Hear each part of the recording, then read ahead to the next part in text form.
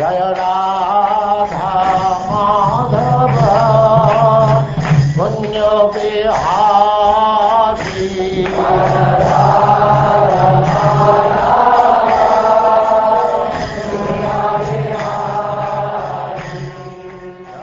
And now chapter 73, Lord Krishna blesses the liberated kings.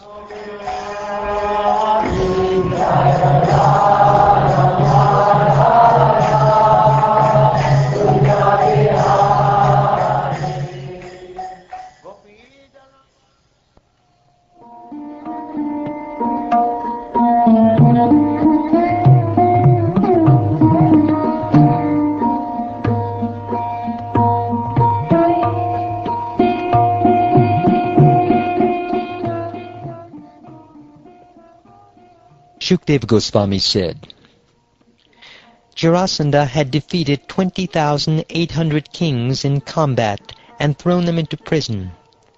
As these kings emerged from the Giridroni fortress, they appeared dirty and shabbily dressed. They were emaciated by hunger, their faces were dried up, and they were greatly weakened by their long imprisonment. The kings then beheld the Lord before them. His complexion was dark blue, like the color of a cloud, and he wore a yellow silk garment. He was distinguished by the Srivatsa mark on his chest, his four mighty arms, the pinkish hue of his eyes, which resembled the whorl of a lotus, his lovely cheerful face, his gleaming makara earrings, and the lotus club, conch shell, and disc in his hands. A helmet, a jeweled necklace, a golden belt, and golden bracelets and armlets decorated his form, and on his neck he wore both the brilliant, precious Kaustuba gem and a garland of forest flowers. The kings seemed to drink his beauty with their eyes, lick him with their tongues, relish his fragrance with their nostrils, and embrace him with their arms. Their past sins now eradicated, the kings all bowed down to Lord Hari, placing their heads at his feet. The ecstasy of beholding Lord Krishna having dispelled the weariness of their imprisonment, the kings stood with joined palms and offered words of praise to that supreme master of the senses. They said, Obeisances unto you, O Lord of the ruling demigods, O destroyer of your surrendered devotees' distress.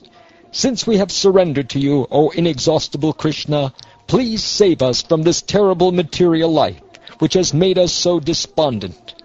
O Master, Madhusudana, we do not blame this king of Magadha, since it is actually by your mercy that kings fall from their royal position, O Almighty Lord. Infatuated with his opulence and ruling power, a king loses all self-restraint and cannot obtain his true welfare. Thus bewildered by your illusory energy, he imagines his temporary assets to be permanent. Just as men of childish intelligence consider a mirage in the desert to be a pond of water, so those who are irrational look upon the illusory transformations of Maya as substantial. Previously blinded by the intoxication of riches, we wanted to conquer this earth, and thus we fought one another to achieve victory, mercilessly harassing our own subjects. We arrogantly disregarded you, O Lord, who stood before us as death.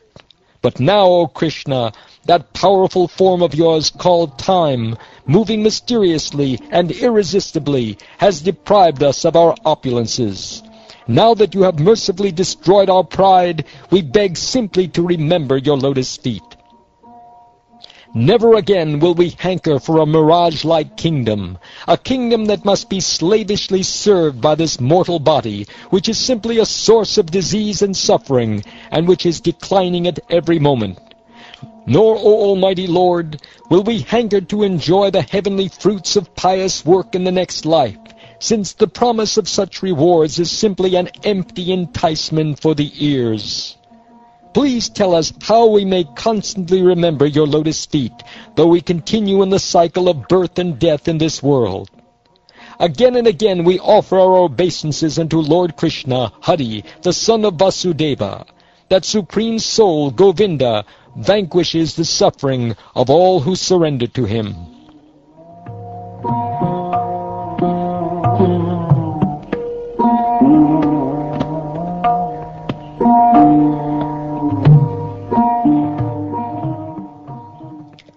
Thus the kings, now freed from bondage, glorified the Supreme Lord. Then my dear Parikshit, that merciful bestower of shelter, spoke to them in a gentle voice. He said, "From now on, my dear kings, you will have firm devotion to me, the Supreme Self, and the Lord of all that be. I assure you this will come to pass, just as you desire. Fortunately, you have come to the proper conclusion, my dear kings, and what you have spoken is true. I can see that human beings' lack of self-restraint, which arises from their intoxication with opulence and power, simply leads to madness. Haihaya, Nahusha, Vena, Ravana, Naraka, and many other rulers of demigods, men, and demons fell from their elevated positions because of infatuation with material opulence. Understanding that this material body and everything connected with it have a beginning and an end, worship me by Vedic sacrifices, and with clear intelligence protect your subjects in accordance with the principles of religion. As you live your lives, begetting generations of progeny and encountering happiness and distress, birth and death, always keep your minds fixed on me. Be detached from the body and everything connected to it. Remaining self-satisfied, steadily keep your vows while concentrating your minds fully on me. In this way you will ultimately attain me, the Supreme Absolute Truth."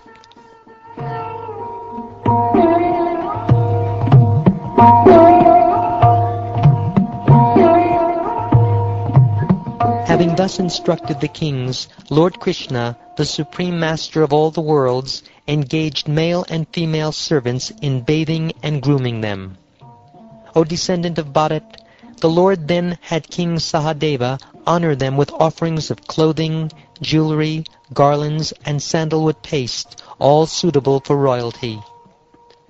After they had been properly bathed and adorned, Lord Krishna saw to it that they dined on excellent food.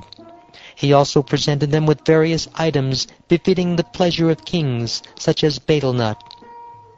Honored by Lord Mukunda and freed from tribulation, the kings shone splendidly, their earrings gleaming, just as the moon and other celestial bodies shine brilliantly in the sky at the end of the rainy season. Then the Lord arranged for the kings to be seated on chariots drawn by fine horses and adorned with jewels and gold, and pleasing them with gracious words, he sent them off to their own kingdoms. Thus liberated from all difficulty by Krishna, the greatest of personalities, the kings departed, and as they went, they thought only of him, the Lord of the universe, and of his wonderful deeds. The kings told their ministers and other associates what the personality of Godhead had done, and then they diligently carried out the orders he had imparted to them. Having arranged for Bhimasena to kill Jarasandha, Lord Keshava accepted worship from King Sahadeva and then departed with the two sons of Pritha. When they arrived at Indraprastha, the victorious heroes blew their conch shells, bringing joy to their well-wishing friends and sorrow to their enemies. The residents of Indraprastha were very pleased to hear that sound, for they understood that now the king of Magadha had been put to rest. King Yudhishthira felt that his desires were now fulfilled.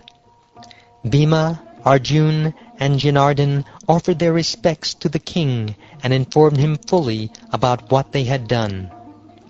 Upon hearing their account of the great favor Lord Keshava had mercifully shown him, King Dharmaraj shed tears of ecstasy. He felt such love that he could not say anything.